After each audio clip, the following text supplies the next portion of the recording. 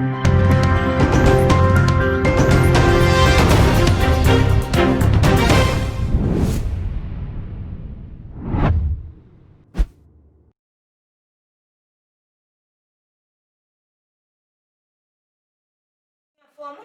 Equescapan and so minimo Eddie Eshay breaking news ababeto yapno so and I'm de eberson too much ashe for any eti4. Now any day I will say my babeto yapno so say mami Victoria Abutu achese o ye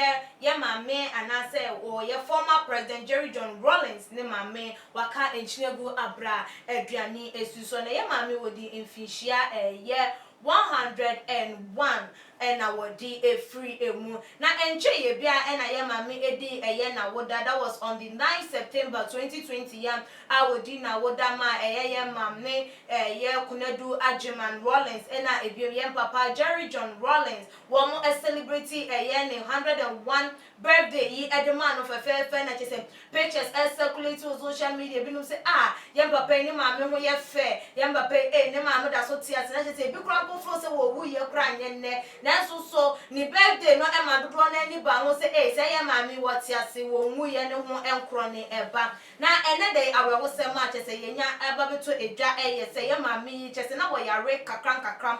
no fe wa nim say enyini de ene yare bebre na enam anye wo mu dwonko na ye wo mu sisi na ye wo mu ikotodwe ne ho nkro ne ba enti yare enketenkete no fe ya na chese ebobo ya mame ya enu mu achete went me ene yare yi endia aprea ankobie ye patches ye mami etimi ada ye ne benkum esom ye mami Victoria wo free ye keta ewo voter region na ye mami said ye munim no emra na ye ne baba ma ye Jerry John Rawlins wo betna ye akonya kese eso in 1979 wo no enana o hwe o ye head department ede marketing no na chese wo di djuma ba na aduane no aye mami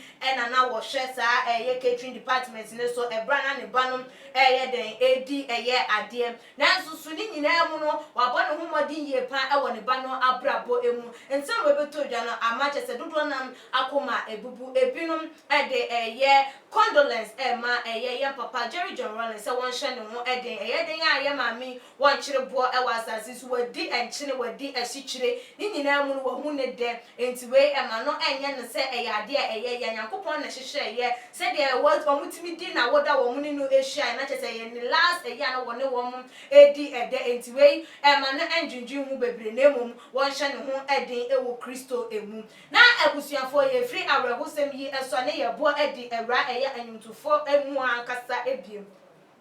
ye nua bema ye Mettle waba abonten edensem bi ababetu edwa ena rumors na ekokọ so se ye ne yere no wonyem ena wode eware no na waba abonten atese waba ababe yiyi ye ensekufo no wo mo anu na nsem ode tu edwa ene sem I didn't marry my wife because she was pregnant we ene nsem o se enya de se wo ware ye ne yere esan se wonyem because watete nsem bi se an ena akwa ye abaya selasi krapo wo ma mienum ena ebe wonyem esa ka wonu nti ne foso no ema ne ware ye enu nti na wade no na won pese obi abebe bie enu nti ne nkrofo ba ye kro no pese mbetwa mfonyu no nkro no bosi ni nyina ntesa enye sa ena etie ni nyina wo ware ne yire no because of se na wodono wo ware no because of se na wo mo eyede wo mo ewo botaye papa bi ewo wo mo enisom na ensam a ekoso no eye no won pose Ghana for timi tena se edwendwen esusu etimi keka enoma epomo etimi eba bonten bebe breaking such a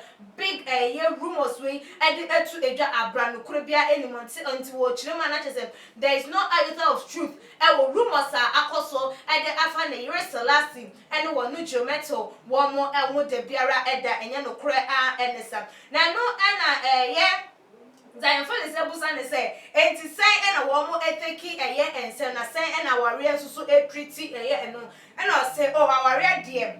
said ye ekọ no no kwan so anu na ye boko odo so ntimi fa na worry ensem na busuamu ensem entimi mebe to edwa ede na so eda ne kwan so a na ye den a worry ede wo be kwakwa to aso chim wo be kwakwa to ye ekwan ne se demu kakra dem eda ne kwan so portos wom ye speed ramps so ewom na so ni nyina mu no bibia ekoso ne kwan so a enu na obi na wasa chire mu se ye den krofo ekeka rumors a eba dem abusuafo no wo mo ayedin ewo ho sanse obi anya na adwe so wo kasa ewo na se ye the wife ni decision so obeba bonten aba kasa wo penso so won kasa because wo mo oni ye obi explanation efa ye ensem no ehu na abusuafo na wo ba bonten e de ye ntremu fa ye rumors ne ho ebebetu edwan na Ghana fo binum ese o dai da so wo be kasa anka wo baba be kasa wo ho watina se adwen ho ehunu nyoma wo baba be ka enu ntina fe na wo baba bonten aba be kasa ensem sam na ye medical ne fela ware ye ene ete ye collapse nko so ene ye prank ne ho krone ba enso so enche ye ene se wo mo eba ye island bebe tu we enti mo so mu de ye de anyinsen wo we muntimi mfansi de biara eda enye ye bayire na abo akwase dia ebe ye te se eye kwadu ebe bo abasoro ebe nyini obi a ebe hunu nya de samudi ebe timi asiem enti se nukuro bi ewo mu a ye nyina Ghana fo ye wa ha ye hwe na ni nyina mu no yesoso ya no ebe ba be kam ebi na eno na ebusuafo ye ka ni nyina ebom no Ghana fo ede eye won condolence se dem di kan e kan dada no ma ye mame ye nana Kuledu Ajuma Rawlins na ebe won susu no Jerry John Rawlins say one more enshedin esanse Nyankopon no ma ono ankasa na wagye ne maame no wanyini ye pa enti no say wagye wo na fini say wo nka say yo mo de de na so one more enchiche one more ankasa evre na abusuafo wuche eye ensem a asiem eni Mettle ne nsem ode ababetu edwa ya dan na won so ubetimi aka ede afa eye ehonfo wagye nkyere no ebra too much GH your comment section ye bekin kan ede amamo ebiamo like your videos na share follow ye ewe IG page @GH_ midin ede ekuya sikapa makram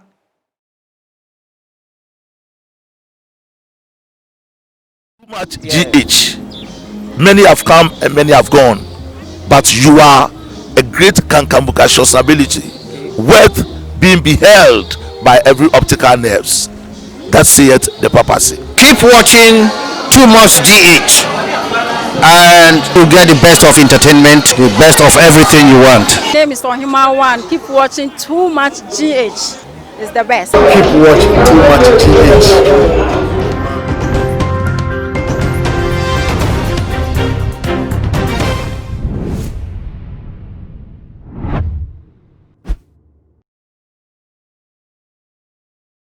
Too much GH. Many have come and many have gone,